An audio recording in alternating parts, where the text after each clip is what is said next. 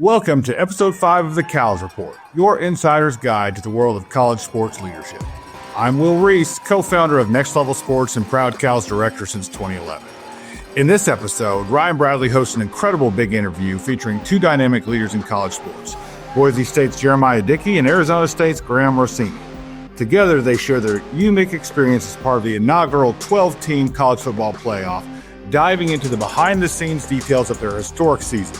You'll hear their takeaways, strategies to capitalize on their playoff experience, and much, much more. From leadership insights to navigating current challenges, this is a conversation you won't want to miss. Then, we're excited to launch a new segment on the CALS Report pod we're calling the Leadership Playbook. Ryan sits down with CALS friend, speaker, author, and leadership guru Clay Scroggins. They'll unpack themes from his best-selling book, How to Lead When You're Not in Charge, and explore ways to kickstart 2025 with clarity and purpose.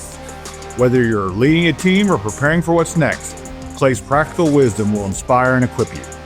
It's time to get into episode 5 of the CALS Report, where the conversation continues long after the event ends. Hello, and welcome to the CALS Report, episode 5. I'm Will Reese, CALS director, as well as co-founder and partner at Next Level Sports. So I wanted to jump on here before we get into this episode and say Happy New Year.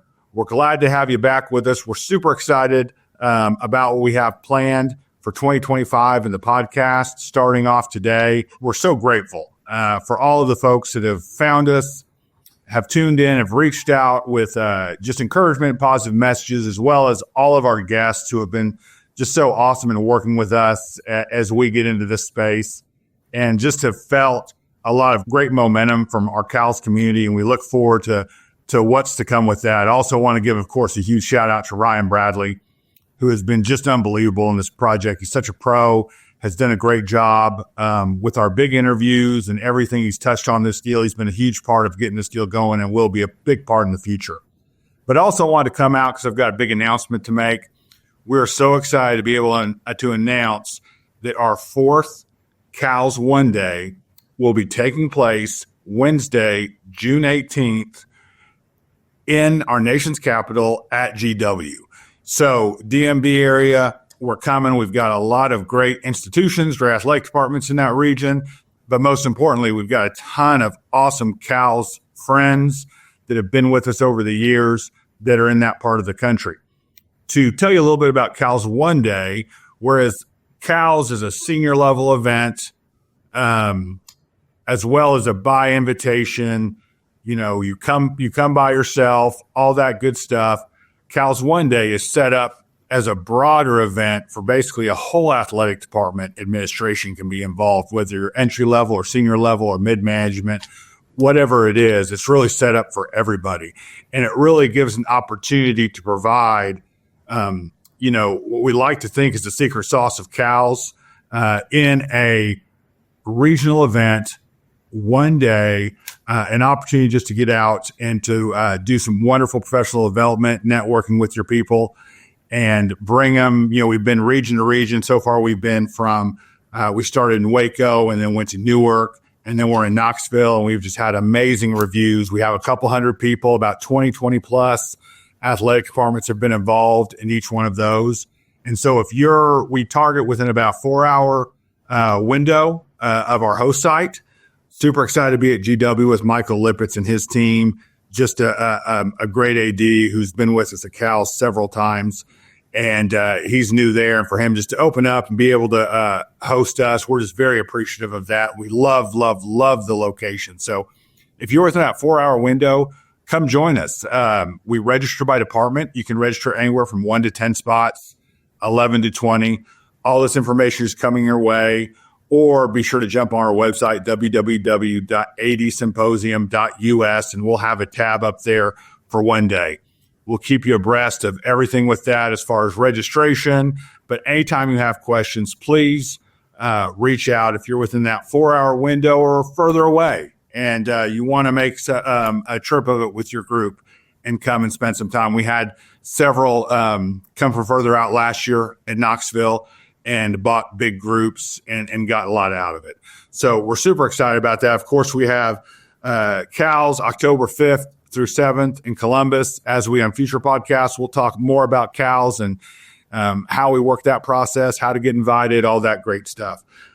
Now, with this episode, I am just blown away with our big interview. Ryan Bradley comes on, does a great job. We've got Jeramiah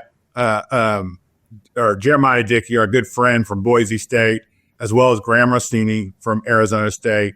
They were a part of the first 12-team playoff, and they come and they talk about that experience from all different angles. And it's so dense and rich with great information, as well as talking about, what's going on in college athletics today and their realities at their places, as well as leadership stuff, as well as their path. I mean, just everything we love about these interviews. These guys are absolutely amazing. You won't want to miss this big interview. And then we're launching a new segment that we'll have on from time to time that we're calling the Leadership Playbook. And once again, we'll have Ryan in there, but we'll have Clay Scroggins, speaker and author, a friend of CALS, was our Monday opening speaker. He'll come talk about, his big book, which is Leading When You're Not in Charge, as well as talk about some things to think about as we're jumping into this new year from a growth and leadership standpoint. So I'm just super pumped to have this one that we're starting off 2025 with. And like I said, we're so grateful for all of you that have found us and followed, and please do all the things you're supposed to do. Like, subscribe, YouTube, all the podcast platforms we're on. But what I would love for you to do, and maybe you could take a minute if you're listening to us now, sitting at your desk or running with your phone in your hand or whatever it is, but send this episode out to a list of people. Maybe it's employees, maybe it's contacts in the business, maybe it's somebody you mentor, maybe it's a boss. Make a list, send this to them, because that's how this deal grows. And that's what we love about CALS is it's hand to hand, it's person to person, it's personal, saying, hey, I've got a lot out of this. You're not going to want to miss it. Make sure you listen every time. So we would love if you would do all the standard podcast, like, subscribe, smash the buttons, all the good stuff. But if you would just reach out personally and say, hey, I think you would love that, somebody in this business, that's the way we love to do things, Cal. So appreciate you all listening and enjoy episode 5 of the CALS Report. It's time now for the big interview here on the CALS Report podcast. I'm Ryan Bradley and excited to be joined on this episode by friends of CALS, Jeramiah DIckey, the Director of Athletics at Boise State University, and Graham Rossini, the Director of Athletics at Arizona State University. Gentlemen, thanks for being with us. Thanks, Ryan. Appreciate it. Yeah, excited to be here. Absolutely. Excited to jump into this conversation with you guys, both of you coming on the heels of a very exciting fall semester that culminated in a trip to the first ever expanded college football playoff. So naturally, we'll start there. I want to ask you both, what did it mean for your programs and for your institutions to be a part of the inaugural 12-team college football playoff? Graham, we'll start with you. Yeah, thanks, Ryan. It was exciting to be a part of history. You know, you only get a chance to be a part of a first one time, and the inaugural 12-team format was exciting. It was exhilarating. It was incredible that it gave all these new fan bases a chance to plug in and experience a run towards a championship. And I think we've seen that in other leagues and sports across the world where you expand the playoffs. It doesn't dilute the goal or the outcome. It just gives more people a chance to participate in that magic that can happen. And I know, speaking for Sun Devil fans, we felt that as the season kept growing and progressing. And once it became a reality, once we won the Big 12 that we're headed to the CFP, it just really created a fever pitch. And I think it does two things primarily. It just showcases our program, our football program, in a way that very few moments can. And for us, second year of a new head coach and really building a new version of Sun Devil football and really solidifying a new culture for our program, it was important that we used it to show the nation what's happening here at ASU and what's going on in Sun Devil football, and showcasing incredible coaching staff, incredible young athletes. You know, while the outcome wasn't what we wanted, we competed hard, we represented our university and played great football. And then, you know, maybe more important than showcasing football is just the platform it creates for a university. You know, our game had, I think, 17 million viewers. It really puts a spotlight on the incredible work happening at Arizona State University and Phoenix and everything that's going on kind of in our part of the country. And so immeasurable value in terms of really putting our football program on a national map, creating these new conversations for us to be part of, and then showcasing our university through sport in a way that's hard to do in very many other forms. Jeremiah, I know this wasn't Boise State's first trip to a major bowl game. You busted through that ceiling long ago, but I suspect this was a little bit different. What did it mean for your university to be a part of the first 12-team playoff?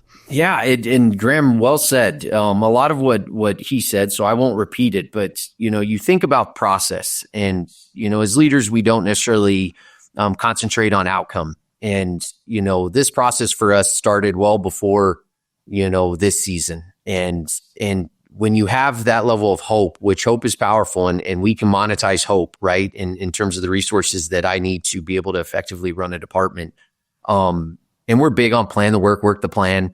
When it comes together like that in the first year of an expanded CFP to give a school like ours, which is group of 5. I know people get upset saying that, but it is what it is. We're going to embrace it. The fact that we had a seat at that table and had the ability to compete for a national championship, it's priceless. And to be able to do that for your community, especially when my message to Bronco Nation has been, let's not live in the past. Let's define our own expectations and look to the future. And it just so happened that the CFP changes and all of a sudden we get this opportunity to really create a new memory that allows me to better serve our staff, our student athletes, and our supporters. It was a phenomenal experience, and it's something that I'm sure Graham would say the same thing. Your fans, I mean, it goes such a long way for them, and even though it didn't work, end up the way we wanted it to, and we're here to compete for championships, and so it wasn't just the experience, but going through that. Coming out of it and the momentum that we now have, it allows us to pick up speed at a different rate than maybe we've done in the past. And that's really, I really appreciate it. It makes my job a lot easier, in terms of telling our story, and we're ready to roll in 25. There is no rest, you hit the ground running and we're ready for this 25 season. You mentioned plan the work the plan. Talk to us a little bit about how your athletic department came together to really plan and prepare for this moment of competing on the biggest stage in college sports. Yeah, it's obviously being the first year. It was very different from a traditional bowl experience for us, and in talking to people here, it was very different from the past Fiesta Bowls we've gone to. The experience was amazing. Fiesta Bowl, they do a phenomenal job, and Graham, your city, it was beautiful. There was sunshine. We very much enjoyed our time there, but it was challenging. You go from hosting a championship game to then the announcement of the CFP, and then you have 2 weeks essentially to get prepared, and our staff, we had started working on it. It's similar. And Graham, I know you're a baseball guy. You don't talk about the no-hitter while it's happening. And so while, the team is just concerned about 1-0, our planning and preparation started probably mid-October of what if we are ranked? What if we have this opportunity, and to start getting out in front of, with our partners, Anthony Travel and our ticket office and operations, and how we're going to ultimately communicate expectations and define our process. And it was a little different this year because of the home sites. You didn't necessarily know. So we had 2 plans going on at the same time, plus a third of if we were to just go to a bowl game. And that was a lot of work for our staff. But I also know that we were so much more prepared that once it was announced, we hit the ground running, as I said before, and we were ready for what was next. And really appreciate my team and the time, effort, and energy they put into it, because it wasn't me. I was out talking about it. They were out doing, and I'm really grateful for them. Graham, what preparation looked like for your team? Yeah, Ryan, very similar to what you heard from Jeremiah. And, we're the ones that get asked the questions a lot of times, but we've got an incredible team behind the scenes that makes this engine go. And, I've spent, 13 years in Major League Baseball, and the movement of a professional team is something to see, but the movement of a football team is something to behold. And when you're doing it on short notice, as Jeremiah mentioned, there's so much that goes into just the final coordination. And we're lucky we've got a lot of people in our department that have been a part of bowl games and college football for a long time. And so they can't be rattled. They're pretty calm under pressure, and there's a lot to do. We both got that first round bye, which was critical, and so you do get the benefit of a little extra time to advance your plans and do the site visits and come back and make sure. But a lot of hard work, and really same thing. Appreciate our team for a lot of hard work over the holidays to get this team ready to move back and forth. For us, our goal for the season was to build a trend line of Sun Devil football, and we didn't really put limitations on what that would be, but we wanted to get back in a bowl conversation and make that a reality. The way that this team kind of exceeded expectations early on, we were bowl eligible by early October, thankfully, and so we wanted to make sure that we had that ability to start preparing for, we're going to be in a bowl situation. And so that really gave us a head start on identifying who would be part of a travel party, which are the donors that we want to make sure that we extend an invite to. And so thankfully, we already had some good framework in mind. And then the CFP, the Peach Bowl, did an incredible job with just sharing information and making themselves available, almost apologetically that it's not the traditional Peach Bowl experience, but Gary Stokin, the CEO, really set an incredible tone. He called it attitude of gratitude, and really delivered a first-class experience for our young athletes and everybody that was a part of the trip. And so we had great partners in the CFP and the Peach Bowl. We had a really talented team that got us organized and really needed every day and every minute between weighing the Big 12 and getting on the plane to go to Atlanta to make sure we were ready to deliver the trip. Yeah, following up on that, Graham, I know this had to be somewhat of building the airplane while you were flying it, because there's no playbook for something like this. There's nobody you can call and say, hey, how do you do this? We're in uncharted waters here. Hopefully this won't be the last time either of your programs are participating in this new expanded playoff format. So, Graham, starting with you, what were some of the lessons learned? What were some of the unforeseen challenges? What are some of the notes that you took that along the way that you say, hey, when we're in this situation again, we're going to make sure and do this or do this differently? Well, a good analogy with the airplane, because it's hard to find big airplanes that time of year between holidays and New Year's. And so we needed a 777 to move our traveling party, 330 people or so cross country. There was a scenario where maybe we were staying home for the Fiesta Bowl, but the alternative was going to Atlanta cross country. So I think a number of notes and even give the CFP a lot of credit for asking for feedback real time, because as they get together in about a week or so after the national championship and the executive team has their after action review, they want a lot of feedback, and they want a lot of our lived experience, knowing that this is the first time going through it, to really communicate information more effectively moving forward, but also understand what tweaks and adjustments need to be made on behalf of the athletes, the coaches, et cetera. So, we did our own debrief after the trip, came away with a lot of notes in terms of how do we approach bowl planning moving forward. Should we be fortunate to be in the CFP situation, we're going to work hard to do that again. We're better prepared understanding this format, but happy to be the guinea pig and happy to try it on for size and make our information available for anyone going through the experience moving forward. Jeremiah, what were some of the lessons learned on your campus?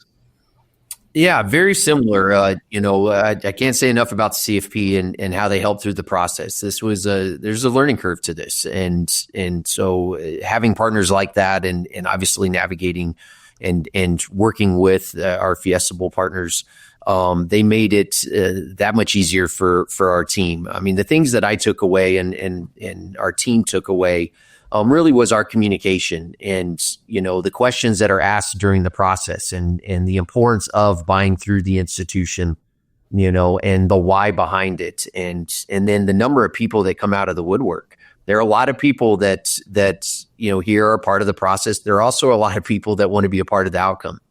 And that was frustrating in many ways because, it caused a lot of work for our team, but I think we learned a lot through that. And how we can get out in front of those groups in the future and maybe more effectively take care of them, on the front end. The fact that it fell over the holidays, which is going to be, consistent in, as we move forward, I think that created some challenges too.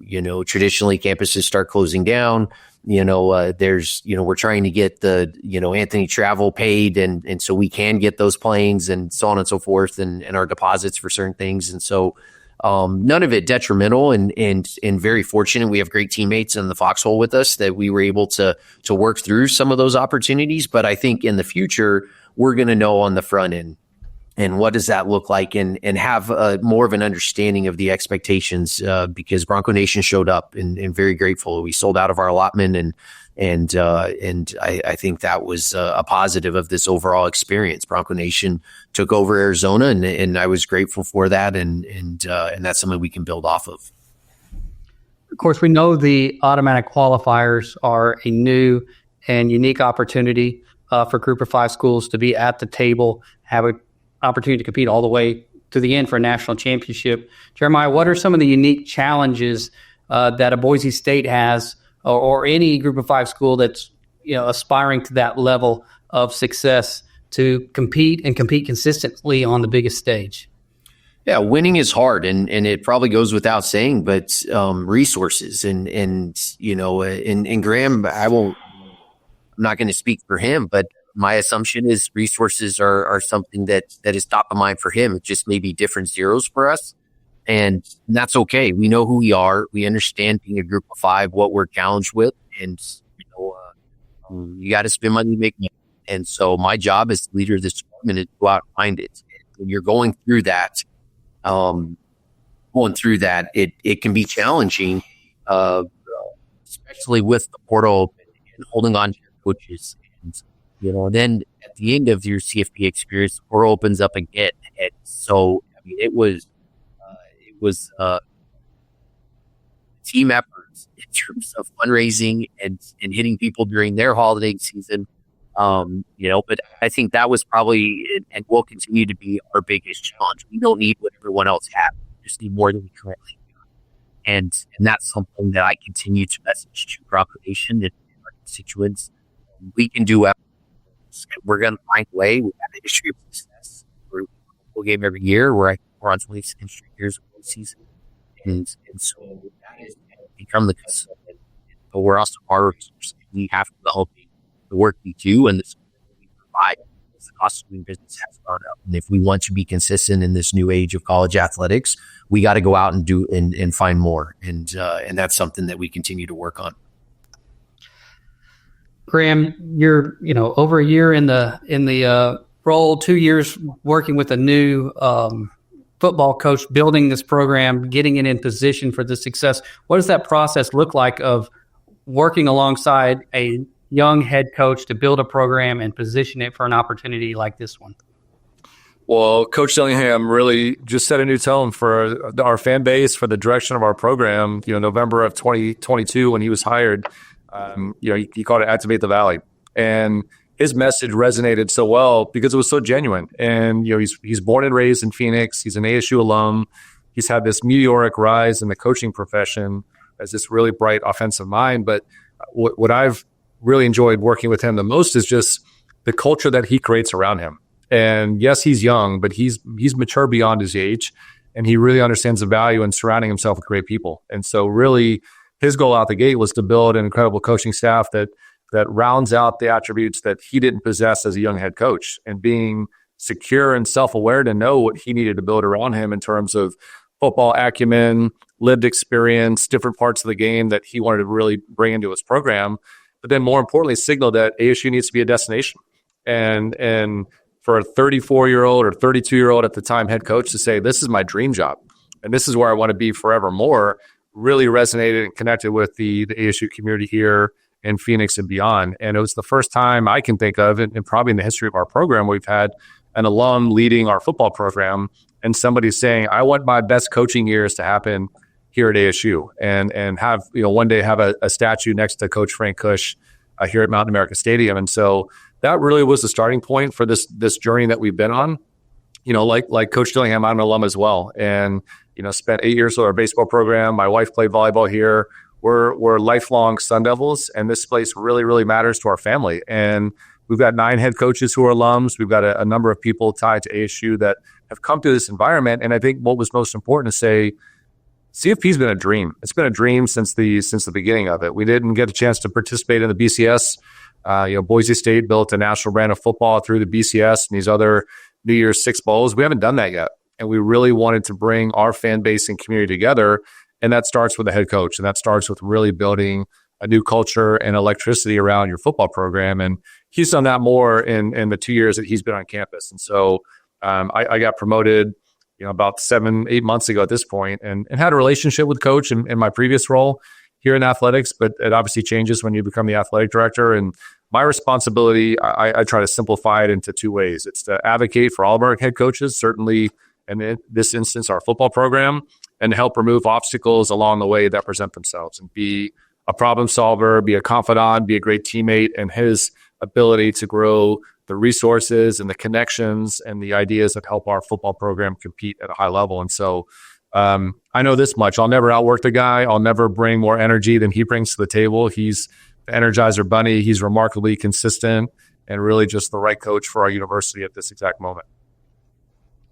Forgive me for the Sabanism, but they just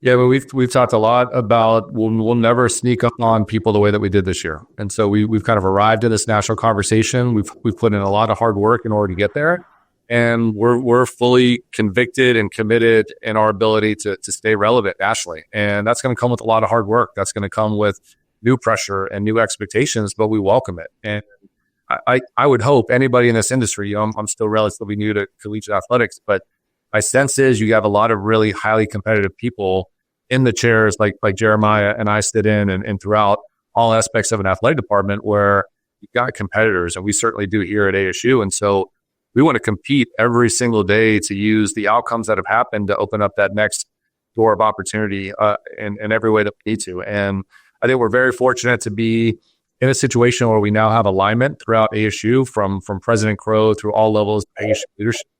So we've got an awareness on what football and athletics can do to help illuminate a university, but we've also got alignment and the ability for us to make decisions and drive outcomes and fight for the resources that allow us to be competitive at the highest level. Hiring and retaining great coaches, recruiting the best athletes in the world, using all the attributes that we have as a research university and the 5th largest city in America. Those are all very helpful factors. But again, I think the X factor is going to be a group of people who are passionate about doing the work here at ASU. We talk a lot about people, passion, and place. And that's been a missing ingredient here for quite some time, where you've had people that use ASU as a stepping stone. And it was get good here, and then I'm going to go and bring my career to new heights elsewhere. We're starting to change that narrative a little bit. As I mentioned, having so many alums as head coaches or through all levels of our department, we want ASU to be the destination for people that have come through this experience as students and athletes, for coaches who are getting a chance to return, and then other people that see what's happening here and want to be a part of it. And so I think a combination of all those things are what are going to give us at least the puncher's chance of staying relevant at a national level. And then it's on us collectively within the department, and certainly me in a leadership position, to help fight every single day to make sure that we can stay here. Jeremiah, how are you planning to leverage and sustain success in Boise? Yeah, a lot of our process started prior to this season. At some point, the work being done off the field was going to match what was being done on it. And to see it come together like it did this year, I couldn't have planned it any more perfectly. And it was a lot less me. It was more our team and just how they embraced, this next iteration of college athletics and where we're headed. We had a lot of things hit at the same time, putting shovel and ground on a north end zone facility, the conference realignment, which I'm sure we'll get to.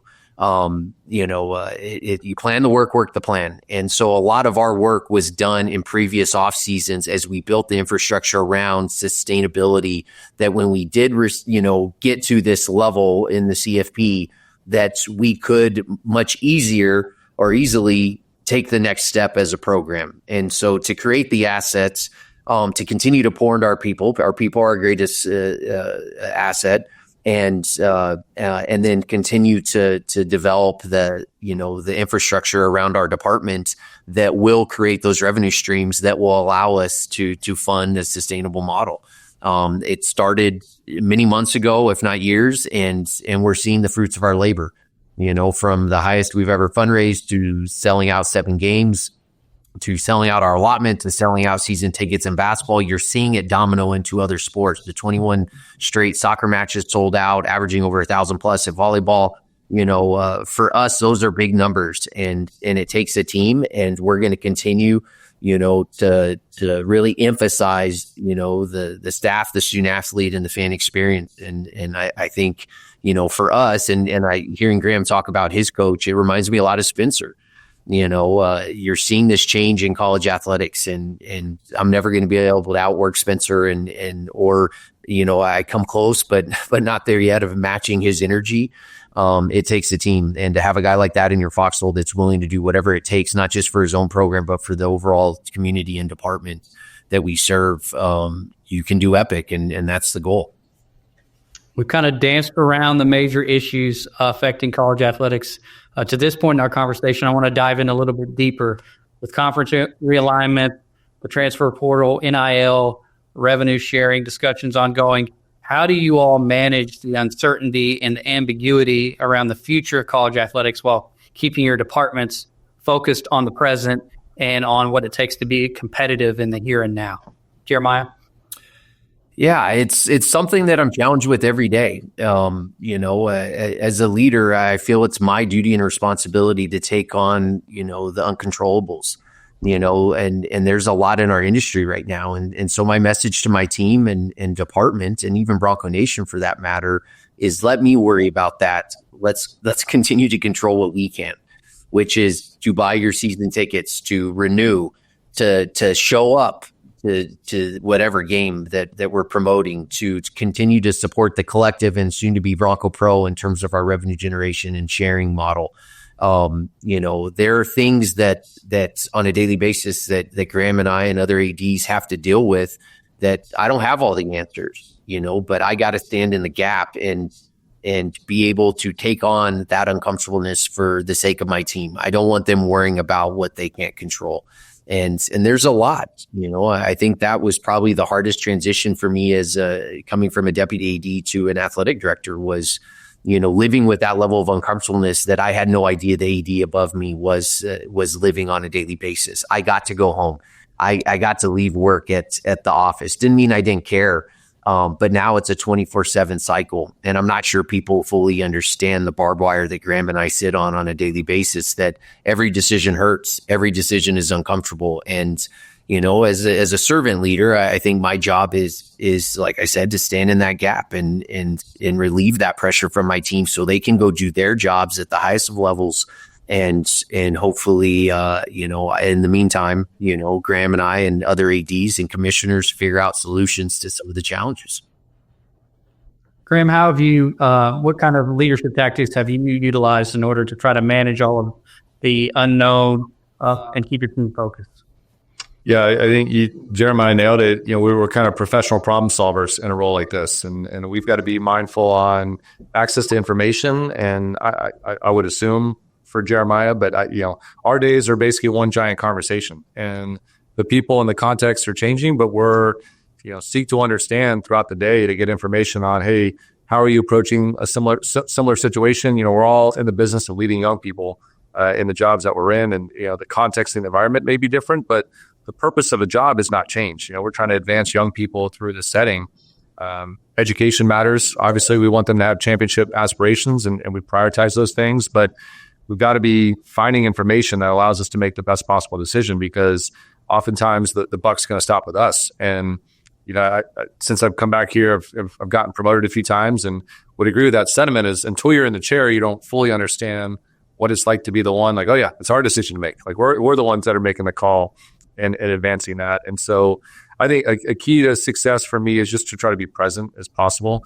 And that means, at events, in conversations where you're not distracted, you're not trying to do three things at once, that you're, be where your feet are, as they say, but be present in the conversation and make decisions based on the best information available at that time. And knowing that we may need to be agile. We need to be fluid and mindful that a decision may not be the decision forever, but if it's the best decision that we can make for today, we've got to be convicted when it comes to that point. And I've been lucky in the Big 12. I know we'll talk about our conference experiences here a little bit later, but early on, Kirby Hocutt from Texas Tech said something that I've really taken to heart and appreciated. He said, you're going to get pressure to make a decision in a job like this. There's going to be, from all angles of the world, people are expecting you to make a decision, to make it quickly. And he said, I found in my experience, it's more important to make the right decision. And so when you feel convicted and when you feel ready, make that decision with conviction and don't look back. And be mindful that you may need to adjust and adapt to the environment as it goes forward. But the right decision is often going to be better than a quick decision. And I think that's been really helpful feedback, at least as a young AD. It's really good. All right. I want to jump into the conference affiliation piece. Both of your institutions have made the decision to make a move in that regard. Graham, you're a little bit farther along in this process than Jeremiah is. And so we'll start with you. Talk to us about the decision at Arizona State to make the move to the Big 12. What was your role like in that process? And again, what have been the challenges and opportunities of making that transition? It was a very quick decision, and it came about in maybe a matter of 48 hours as the Pac-12 was trying to finalize a new path forward on a television agreement. And it seemed like there was a path forward, and then overnight things changed. And basically within a Thursday night to a Friday night, we thought the Pac-12 had been saved and was secure. And then less than 24 hours later, we're announcing that we're joining the Big 12. And so it came about quickly. I was a senior associate AD at the time, so didn't really play a role in that one way or the other. But then quickly got tossed into the deep end on our transition planning, knowing that there's a lot of work to do, and a lot of work to do in a short amount of time when we knew the Pac-10, Pac-12 for 40 plus years. That's the conference I knew. When I was on our baseball team, that was the conference I was a part of. And so it was kind of mentally, you gotta put to bed the emotional connection to the world that you knew and be very mindful of where we're going and that there's a lot of work to get done quickly. And so obviously, Jeremiah, whatever we can do is you're navigating all these dynamics, we're happy to do that. But I think what helped us the most is that there were 4 schools that had joined the Big 12 right before we did. And so getting a chance to really pick each of their brain along the process on, hey, what's different now that you're in the conference? What did you anticipate that's different now that you're living in that known reality? And then the Big 12 conference did a wonderful job helping acclimate us and share information and get us prepared. And we've been in the conference for less than a year now. Officially, it feels like it's been a lifetime because we were welcomed with open arms and really resourced and set up for success. And we're seeing a lot of benefits of it. I think there was a lot of uncertainty on what conference realignment would look like. I can tell you from our standpoint, we're in a great match in the Big 12. We've got a national footprint. We've got incredible presence in Texas, which is important for all of our institutions. Certainly it is for ASU, where our number 3 state for enrollment is the state of Texas. And so being in that state to compete, being on that state and TV is enormously valuable, as is Florida with UCF there in Orlando. So we're in it now. And although it's been a short amount of time, it feels like it's been a lifetime. Yeah, so one door closes and another door opens, Jeremiah. So if you believe what you read, Boise State's been a part of these conference affiliation conversations, courting for quite some time. So I think the question a lot of us have been asking is, why now? Why is this the right opportunity for Boise State to go ahead and make the leap? How did that discussion and decision unfold on your campus, and what are you guys doing now to prepare for that next step? Yeah, all good questions. Why now? I get that a lot. One, it did not happen, in the time frame that Graham, in Arizona State had for us. But it wasn't, I wouldn't say it was months or years. But what I will say is, from the time that I arrived at Boise State, my job is to do what's in the best interest of my institution and to best position us. And I firmly believe movement creates opportunity. And when I look at, conference realignment isn't new. I know it seems like it's happening more and more, but we've been dealing with this since I arrived in the industry, and it started much, earlier than that for, from as a kid watching the Southwest Conference. And, so this has been pretty consistent. Ultimately, you take the information you have, and my job as a leader is to, make the best decision possible. And there's risk reward. And if I feel the reward outweighs the risk, and I operate in a ready, aim, fire mentality, I'm going to make that decision.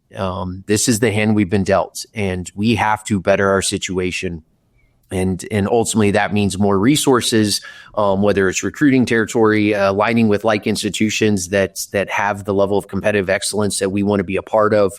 The PAC has tremendous history and understanding. It doesn't look what it used to look like.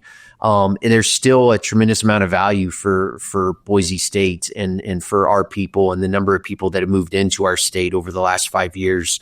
And we've seen the fruits of our labor, even though we're a year and a half plus from actually joining. We've seen the sellouts. We've seen the level of interest and the pipeline that we've been able to develop with people that maybe didn't go to Boise State, that are within our community. That's worth its weight in gold for me. I should say for us, as we continue to try to create opportunities for the resources that we need to compete at the highest level. And so, time will tell. I'm learning every decision I make. If I can get 60% there, then I'm probably in a pretty good position.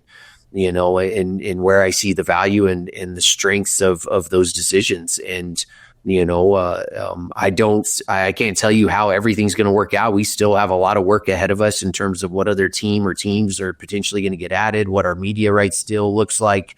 I mean, there are a lot of moving pieces to this, but it's been really cool from just an experience standpoint and being a part of those conversations, having a seat at that table and really navigating, aligned with those like institutions I spoke about, to create something that maybe hasn't existed before, and really appreciative of the PAC and how they've approached it, and Teresa and the leadership that she's provided. It's an uncomfortable time, and we have a lot of balls in the air. Everything seems to be a priority, and then you go through a realignment, during the start of this season.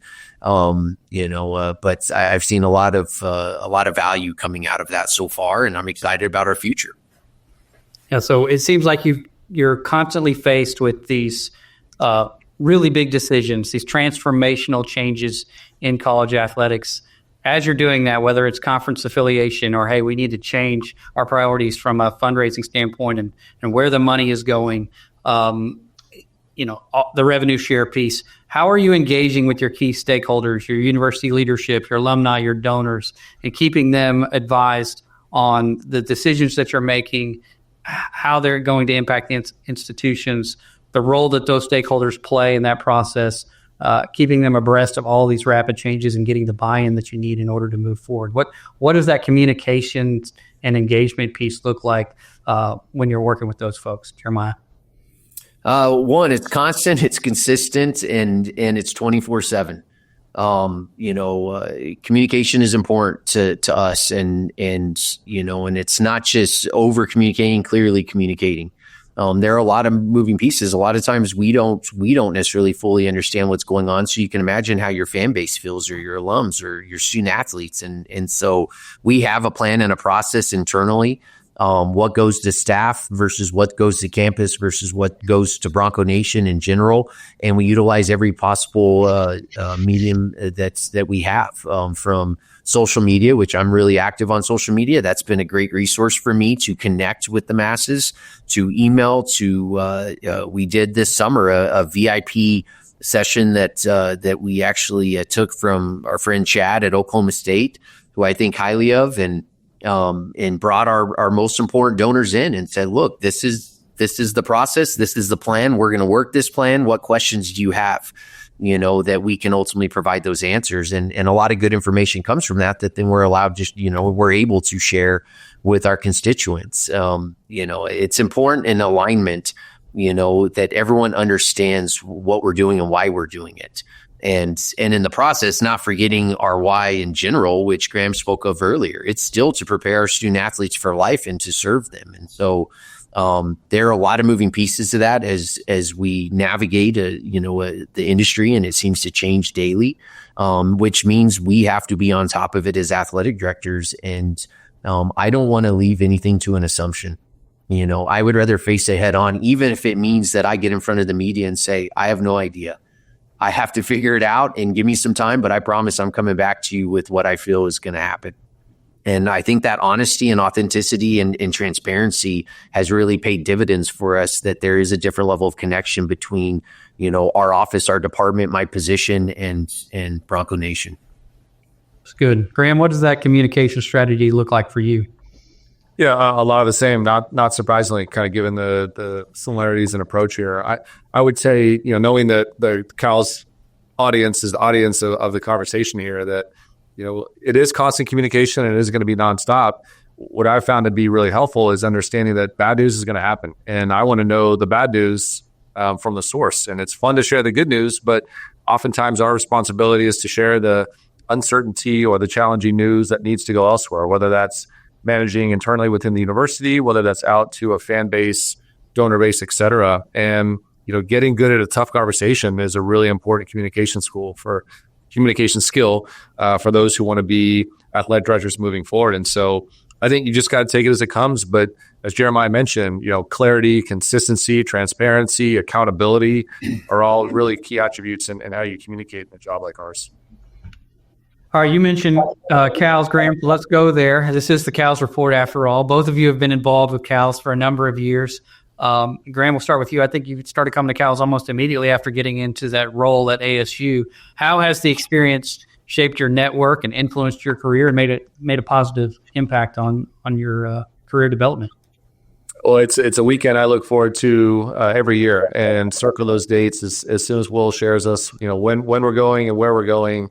Make sure to protect those dates on my calendar. And I really found tremendous value as a young administrator, in 2021 when I came back to college sports, of just really trying to get caught up. I spent 8 years in our department, and so I had a version of what collegiate administration was going to be, but obviously the landscape is so different 13 years later in the time I was gone. So CALS for me has been an incredible way just to get a current sense of what's going on in our sport, but more importantly to build relationships and rapport with people at all levels of it. And I can't think of a better 72 hours spent than being around people that want to collectively be a part of where college sports is going moving forward. And the environment now more than ever is so dynamic and so ever changing that it's important that we do protect time to be able to think and strategize and compare notes and build relationships, because we're the ones that have to figure it out. I think collectively as athletic directors, for those of you that attend CALS and that are a part of these settings,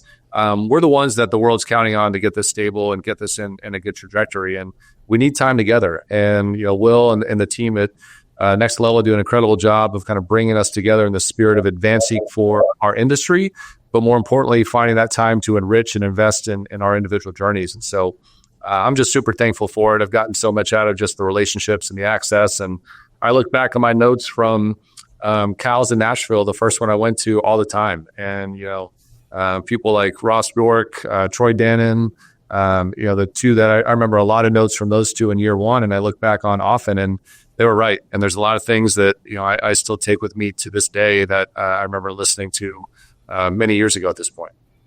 Jeremiah, you came up in the CALS community, so tell me about the impact that it's had on your career and some of the things you remember from CALS along the way. Yeah, from a personal standpoint, some of my best friends in this industry I met through CALS, and I can't thank Will and enough for him and the vision that he had, and I know other ADs were a part of it, but it came on at the perfect time in my career where I really needed that professional development and those connections to that network, not just selfishly as I was striving to become an athletic director, but just from a learning standpoint. I took so much away from those sessions that first year. I remember Ren, got me in last minute and I didn't really know anybody and he really took me under his wing, and I got to meet you and really have appreciated our friendship. And it goes a long way. I think we're all challenged with some of the same problems. But as Graham said, like, these are opportunities. We have a seat at the table now to truly impact the trajectory of our industry. And 10 years from now, hopefully it doesn't take that long, Graham, but 10 years from now, we'll look back and say, man, remember when?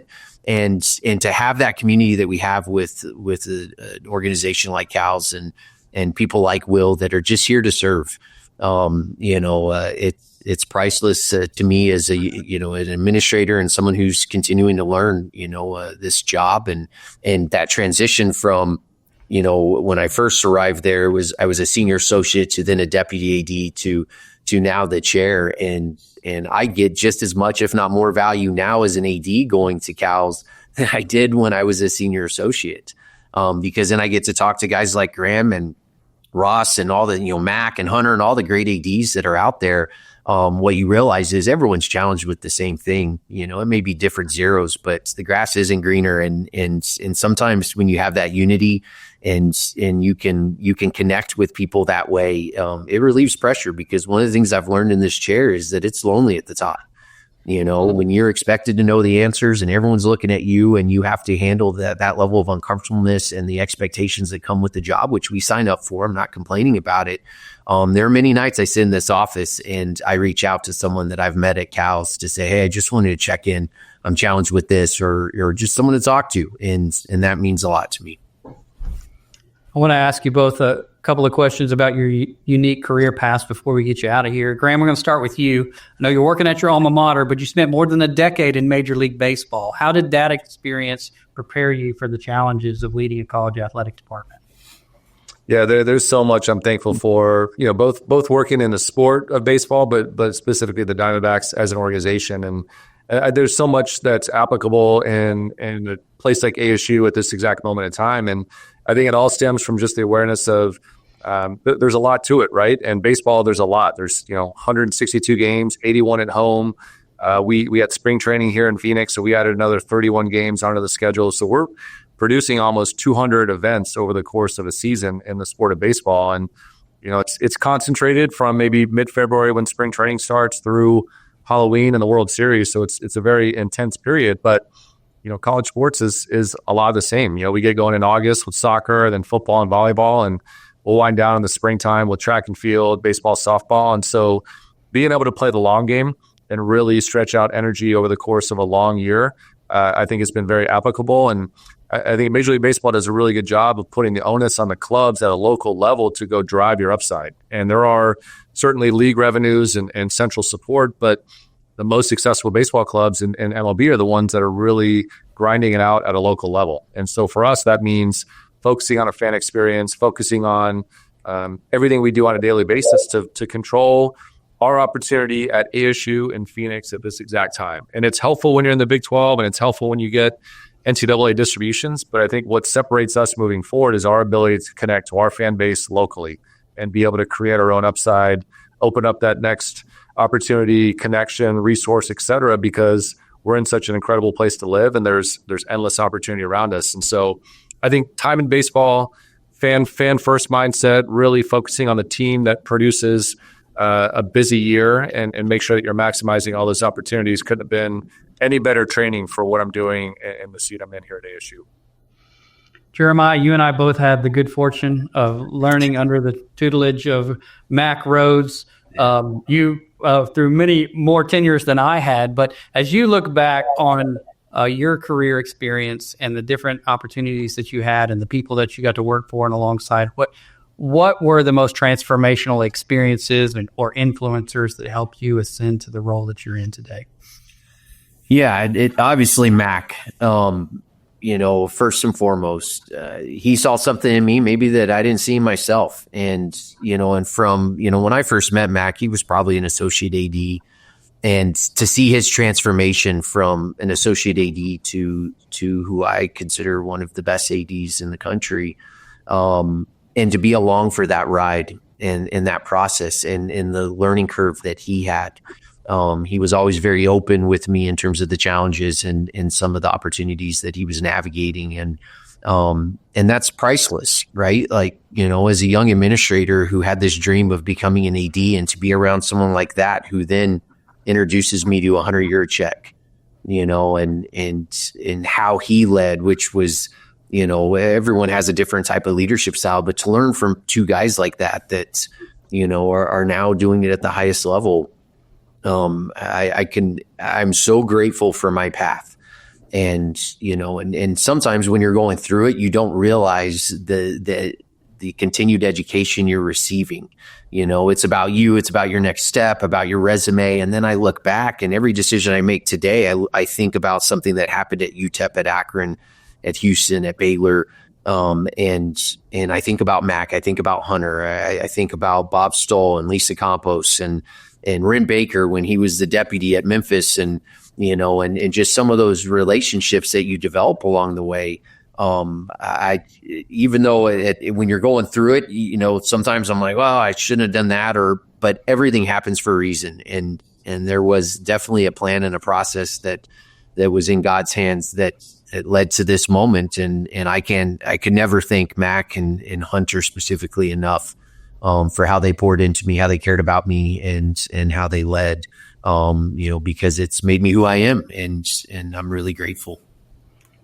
I'm tempted to stop here and do a segment on the maturation of Mac Rowe's wardrobe choices over time, but unfortunately, we don't have time to get into that today. Grant, I will offer. We had the pleasure. Baylor was here over the weekend. We had a doubleheader, women's and men's, and Mac was looking dapper as always. No surprise there. He never disappoints. Never disappoints. Never disappoints. Unfortunately, did not pick up on all of those style tips that Mac had given him through all the years. I think I'm about the age where it really started to change for him. And, Hunter and I have talked about it. I'm not sure. I feel like it was when he was at Houston and he was going to Memphis and he found Elvis's tailor or whatever. And he started bringing these clothes back, and we used to just sit there and like, what is he doing? But it's his own style. You got to appreciate and respect. Yep. He wears it with pride and confidence, and I love him for it. But I'm not sure I could pull that off. Graham maybe, but I don't think I can, man. I'm not that. There's two things I look forward to. We're together in the Big 12 a lot, and I always looking forward to a hug from Mac. I got a big one this weekend. He's warm and genuine, and Jeremiah, I can't imagine what it would have been like to work for him and learn from him, but he's been incredibly generous with his time and energy. And then whatever shirt he's wearing to a Big 12 meeting is usually a topic of conversation amongst the room. So the two highlights of Big 12 meetings, Mac Rhodes is front and center on that. He's the best, and he didn't disappoint at CALS this year in Northwest Arkansas. So always look forward to spending time with him and seeing what he brings to the table in that regard. All right, we're almost out of time. So thinking about the CALS audience, I want to get you guys out of here on this. If you could give one piece of advice to an aspiring athletic administrator, maybe somebody who's coming up in the industry right now, somebody who hopes to sit in a chair one day, what would it be? Yeah, I would say patience and grace with yourself, that everything has purpose. And, as much as I tried to rush the process to get to this chair, I'm grateful I didn't get to it any sooner. And, because I'm not sure I'd be sitting here today. And, and then grace with yourself. This job is hard. It's challenging, and your path, what you're required to do, and the level of commitment that it takes, how it impacts your family, how it impacts your personal relationships, and not doom and gloom by any means. I love what I do. I'm not sure what else I would do, and so I'm very grateful for it, but I wish I would have had more grace with myself. I put a lot of pressure early on that, cause you want, we're competitors, right? You want to be the best, and you want to get to the chair, and I wish I would have had more grace, and maybe enjoyed the ride a little bit more along the way, because, ultimately, for me, my faith is important to me, and his will was going to be done regardless. And I probably should have not tried to control as much of that process as I did. So it's really good. Graham? Yeah, I mean, that's really spot on. Patience with yourself, and the ability to probably play the long game. I think I don't know that becoming an athletic director was ever a specific aspiration of mine, but I did want to lead, and I wanted to lead something that was really important to me. And prior to coming back to ASU in 21, had been tied to a baseball team since I was 4 years old. So that's the world that I knew. And so I think my advice would be twofold. Dominate the job you're in. The best way to earn your next opportunity is by being the best you can at whatever job you're there to do today. And so if you are an associate AD and you're getting your foot established in fundraising or external or whatever the discipline may be, just be the best at it and seek out information and be curious and find people that help you round out the parts of your job that you want to get better at. And, so that comes with a self-awareness that becomes really important. But then at some point, I do think you got to let the game come to you, and you've got to be, patient, but also very, very mindful of finding fit. And you could create an outcome that may not be the right fit, and you may not be in alignment with the search firm making the hire or the president or chancellor, and then maybe you're not set up for success. And so by really being aware of your journey and aware of what's going to be the right fit for you environmentally, alignment-wise, et cetera, I think that becomes really important when you do get a chance to sit in the role of an AD, that you want to feel like you can be your genuine self, and somebody has hired you to be your genuine self, and that you weren't putting on a facade to go earn the trust or confidence in order to get the job. If that happens, you get the job, you may not be set up for success in terms of, acting on your true convictions and your true values, or that of the institution that you're there to serve. So let the game come to you. I had a coach one time say, it's not where you're going, it's who you're bringing. And I think that's really important advice in terms of the people around you, at a peer level, at a leadership level, in an environment. It's got to be the right fit. So, leave yourself that grace and patience, as Jeremiah mentioned. Be self-aware and understand where you need to round out your skill set. And then once you find the right fit, go and get it and never look back. It's great stuff. Gentlemen, I can't thank you both enough for the time. Appreciate your longstanding support of CALS and the CALS community. Congrats again on all the success in the fall and with your football programs. Best of luck this spring, and we look forward to visiting with you more down the road. Thank you, Ryan. Thanks, Ryan. Great to be with you. It's time now for a new segment here on the CALS Report. We're calling it the Leadership Playbook, and I'm pleased to be joined by my good friend Clay Scroggins. Clay, thanks for joining us. How are you, my friend? I'm doing great, Ryan. From the time we're recording, this is Friday afternoon, so work week's wrapping up. Big Saturday planned. I'm sure you got a bunch of Little League basketball. I know we do. At our house. Never a dull moment between what's going on campus and what's going on with the kids. So That's right. It's a lot. Excited to dive into this conversation with you today. Want to tell our audience a little bit more about you. Clay is an accomplished author, speaker, and leadership consultant with more than 20 years of experience in organizational leadership. Clay, why don't you fill in the gaps for our audience? Tell us a little bit more about you and your background and what it is that gets you up and out of bed every morning. Sure. Well, first of all, I'm a longtime listener, first-time caller on the CALS Report, so it's great to be with you all, but great to be with you, Ryan, specifically. But I grew up in Tuscaloosa, Alabama, so grew up around sports. A lot of they do other things in Tuscaloosa than play football, but that is primarily what they do. I went to Georgia Tech to study engineering, quickly realized that is not what I need to be doing. I made a deal. I tried to make a deal with the registrar. I couldn't pass physics 2, and I eventually did pass it. Third time's a charm. But I said, hey, I'm never going to use this degree if you'll consider giving it to me. Meaning I will never stand on the authority of being any kind of engineer from Georgia Tech. And I certainly have not. I was, at that time, I was headed to graduate school in Dallas, Texas, which is where I did a couple of degrees there at Dallas Theological Seminary. I was there to study theology. Ended up meeting a girl and spent more time studying her. Hey, we dated, got married, moved to Atlanta, which is where we've lived the last 20 years or so. We've got 5 kids.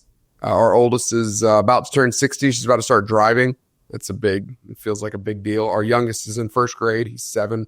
We got 3 boys, 2 girls. I worked for about 20 years in Atlanta as a pastor at a local church here. It's one of the larger churches. It's ended multiple locations, so it kind of operates a little bit like franchise model organization. So I worked at different locations and ended up writing a couple of books on leadership. Never intended to be a leadership author, but because I was working at this church, there was a pretty good relationship with a publishing company.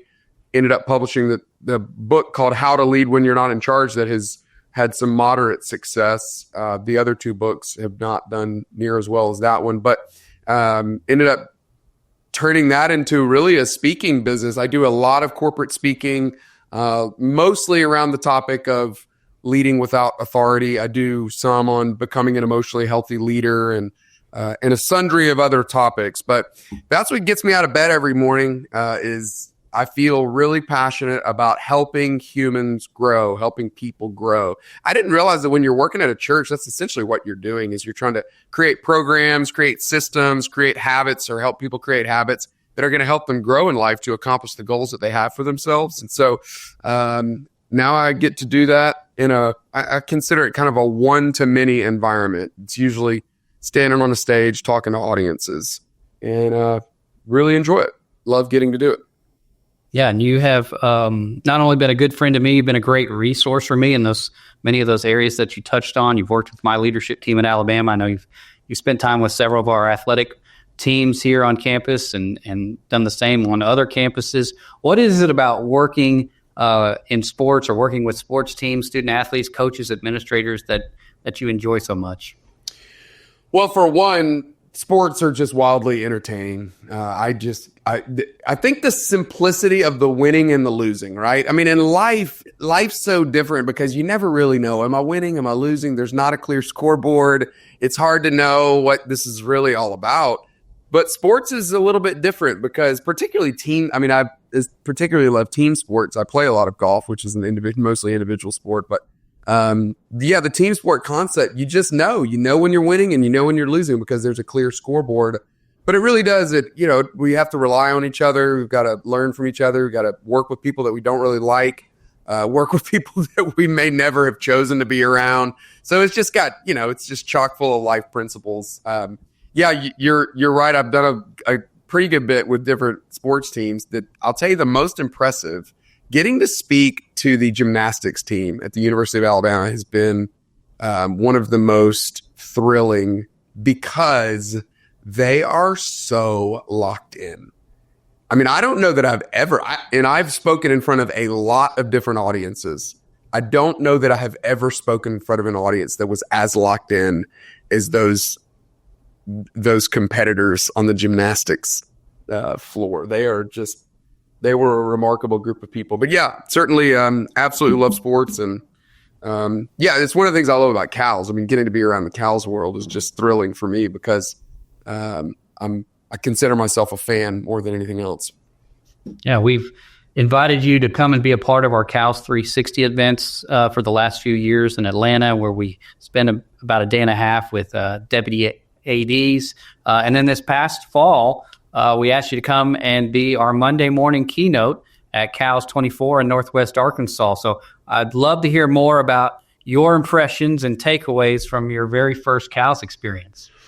Well, it's the only time in my life, might be the only time ever, that I follow the CEO of Walmart. So Doug McMillan spoke the night before, and I really am grateful that there was a significant night between, that everybody went to sleep, woke up, there was a new day, because he was fantastic. Hunter, is it Yurachek, the AD at Arkansas that interviewed him? They did a fantastic job. But yeah, waking up that morning, it was a blast for me. It was a great experience. I've known Will I've known you a little bit longer than Will, but through you have met Will Reese, and Will is just he is just exactly who he is at all times, and it's what makes him such a magnetic personality, because he's the real deal. But getting to see that, I'd heard you all talk about the conference for years, but getting to see it, it's just I think it's it's a little bit like an American dream kind of story of somebody just saying, hey, me and my dad basically are gonna duct tape this thing together. And then now it's become such a crucial part, such a crucial piece of the fabric of college athletics in so many different ways. And so that was probably the best part about it, was just getting to see all of the hard work from you and Will and so many others continue to come to fruition. Now, we've had some great endorsements of CALS while doing this podcast, but CALS as the American dream, that's a next level. No pun intended.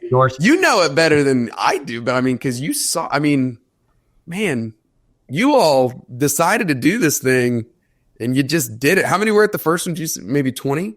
Yeah, it never gets old to tell the story of, the humble beginnings of this event and what Will and his family have created from something that started as a one-off event, or what we expected to be a one-off event of 30 to 40 people in Tulsa, close to 15 years ago now. It's never lost on me stepping into that dinner on Sunday night or into that ballroom on Monday morning and seeing all the people there and all the ADs who fly in from across the country to be a part of it when they don't have to, and they're not getting rich being a part of it. It just speaks volumes about Will and who he is. It also speaks volumes about the community and the collegiality among the ADs and the aspiring administrators within the CALS community, that they'll take time out of their really, really busy schedules to come and be together and be a part of this thing.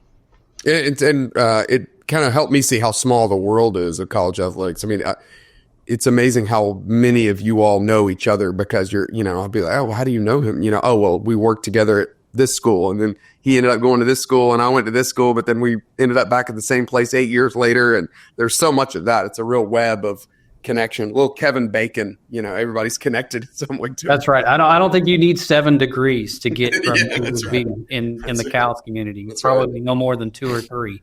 All right, I mentioned off the top, we're calling this segment the Leadership Playbook. This is a new segment for the CALS Report podcast. You mentioned your first book, which you said was modestly successful. You were being modest. It's been very successful. It's called How to Lead When You're Not in Charge, in bookstores everywhere that you pick up books today. I think it's a really relevant topic for the CALS audience, this idea of how to lead when you lack authority. Tell us about the inspiration for that book, and how does that message resonate with leaders in the high-pressure world of college athletics? Yeah, that's kind of you to say that it is relevant to everyone, particularly people that would listen to this podcast. But I didn't know that at first. I mean, I was just writing it. I'll tell you, if you want to experience sincere depression, go read some Amazon reviews from a book that you poured a lot of heart and soul into, because people, it has a lot of reviews on Amazon, which is wonderful, but there are a lot of 1-star reviews. And some of the negative ones would say, this guy's just writing his memoir, which honestly, when I read that, I thought that's not altogether untrue. I mean, I really I was writing about my own experience in leadership. And so it's always, it's a bit surprising when you realize, oh, my experience is not unique to me, that my experience is actually really relevant to every person in every organization at every level. The illustration I like to use, Ryan, to explain it is, those little grocery carts at the grocery store that are shaped like a car. When our kids were young, loved putting them in that seat, and they loved the feeling of driving that car, because I would try to be the fun dad, and they'd turn the wheel to the left, and I would turn the cart to the left and to the right, and I'd turn to the right. And eventually, though, we'd have to get our shopping done, and so I'd be pushing the cart straight over to the produce. They would see the candy aisle, and they would frantically start turning the wheel, but the cart wouldn't move. It would just keep going straight. And they would look up at me with this look of, disillusionment or a look of disappointment. And there was a day where it hit me. That is what I feel like at work. I feel like they have given me this steering wheel and said, drive. They've given me a job title. They've given me, a bit of authority. They've certainly given me some responsibility. And they said, go for it. And so I go, all right, well, I've got ideas. I've got thoughts. I've got opinions about how things should be. And so I'll start turning the wheel to the left, but the cart will just keep moving straight. And I've had plenty of moments where I've looked up at my bosses going, you lied to me. You told me this thing worked, but it actually doesn't. So what I try to do in that book is really just say, look, the steering wheel does work. So they did not lie to you, but the lie the myth that all of us eventually have to break away from is that it works. The steering wheel works only through power, only through title, only through authority.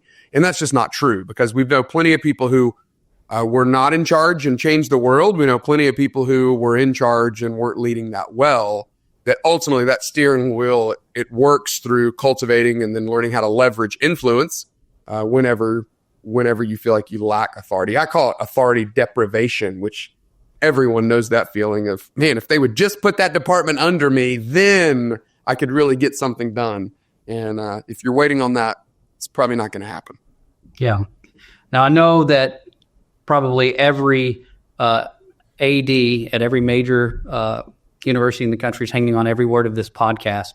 But a lot of the CALS audience are those emerging leaders, those assistant associate, maybe senior associate ADs that are working their way up the hierarchy of the athletic department.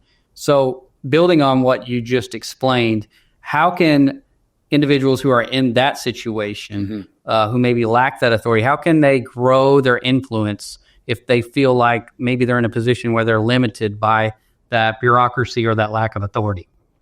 Well, the question is such an important question. So I would start with the question, and they certainly don't need me to answer that question. I would encourage anybody who's asking that question to spend some time, make yourself answer it. Right? What do you do that cultivates influence for you, and what do you do that is costing you influence? Influence is it's like a currency, right? It's like a bank account. You're always either accruing influence, or you're spending it, or you're losing it in some way.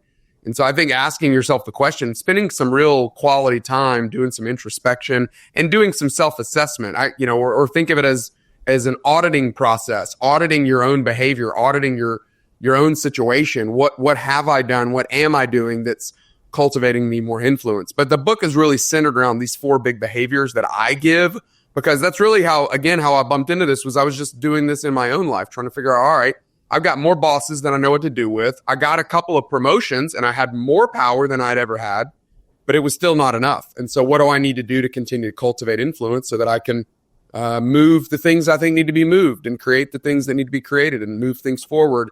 The 4 big behaviors I give are, I've got to lead myself. I've got to lead me.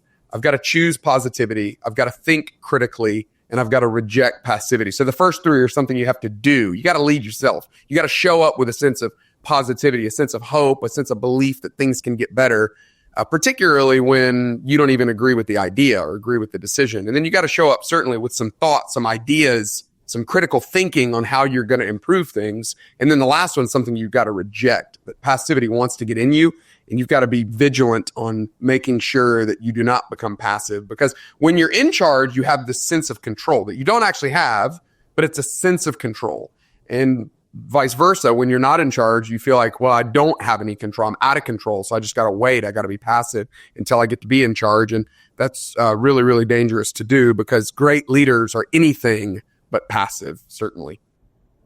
So let's talk to those who are in charge, those ADs or maybe senior associate or deputy ADs that have a staff that they oversee. How can the folks who are in those chairs develop a culture of leadership within their athletic departments where they inspire their coaches, their staff, their student athletes even to lead themselves well, to do some of those things that you mentioned? I'll tell 2 quick, one story from my own life situation and then one from the illustrious series Game of Thrones. From my own life, when I was probably 21, I was at Georgia Tech. I struggled. I mean, my GPA was always a mess, and I was trying to find an easy A. I found this internship at the state capitol. 6 hours. You just showed up for your job, and they give you 6 hours of a 4.0. So it was like one of those Costco things. Like, how many can I buy? Can I get 12 of these? They're like, no, just one. So I did it. I did it for a semester. Worked in the governor's office in the state of Georgia. My desk sat right outside of the conference room where they made a lot of decisions. And this one particular day, there's a lot of yelling, arguing, and I hear someone banging the table just. And then this voice yells above everybody, I am the governor of the state of Georgia. You will listen to me. I was 21 years old, and I remember thinking, that's not it. Whatever that is not great leadership. I call that the weapon of authority, right? Waving the weapon around. I'm in charge. You're going to do what I tell you to do. Game of Thrones. There was a scene where the old wise sage, they're sitting around the round table, and the wise sage says, anyone who has to tell everyone he's the king is no king at all.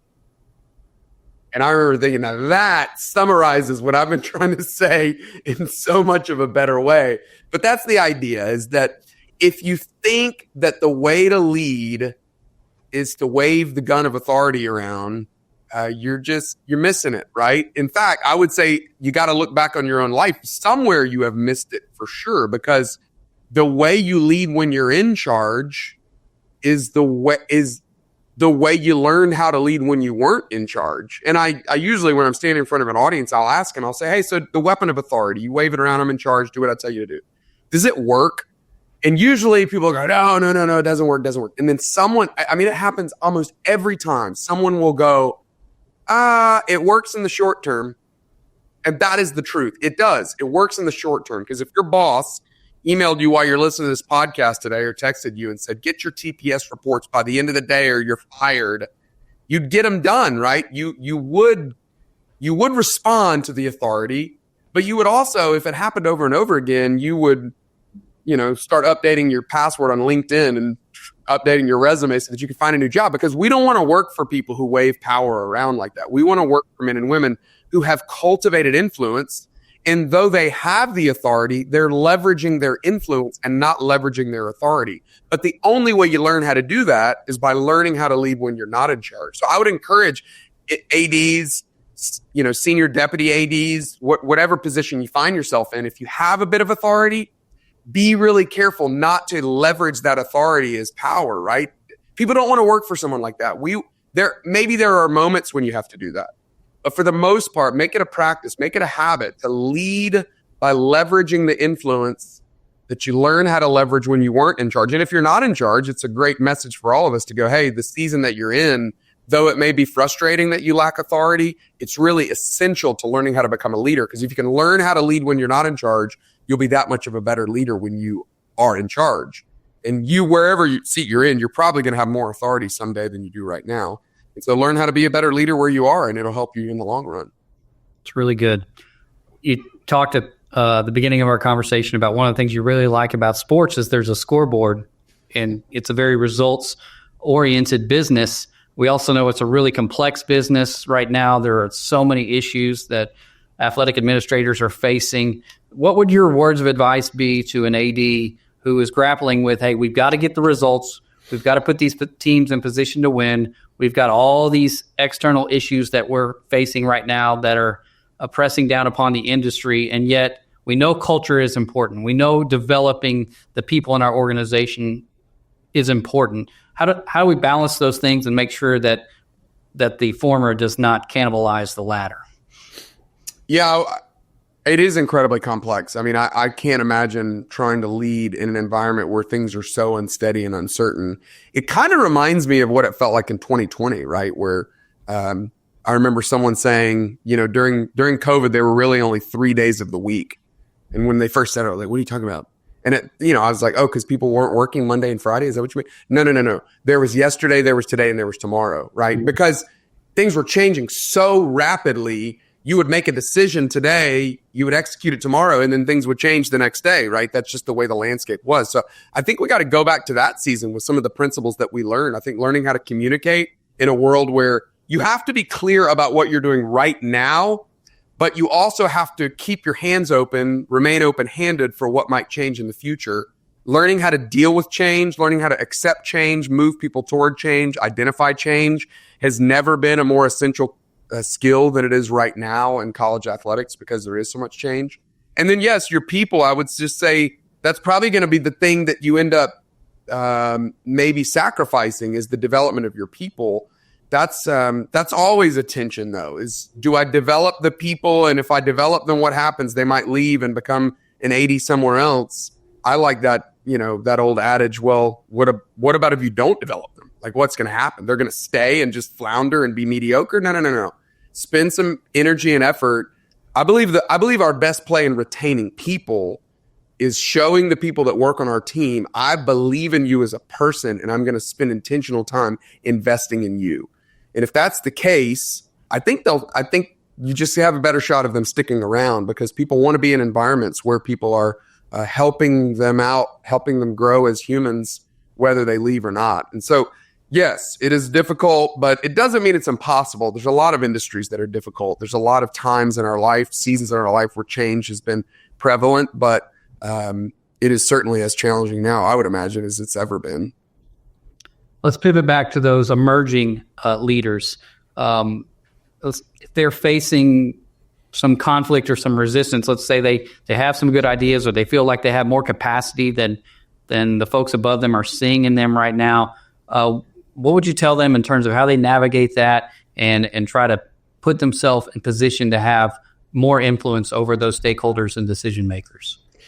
Do you, Brian, I know you're not native to Alabama, but you've been there long enough. Are you familiar with that music studio that's in Muscle Shoals? There was a documentary about it on Netflix. Have you heard anything about this? I know a little bit. Yep.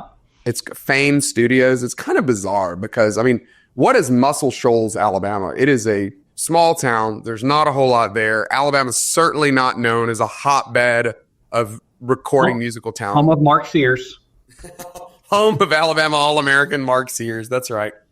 But some of the greatest bands, some of the greatest artists in the world have recorded at Fane Studios in Muscle Shoals.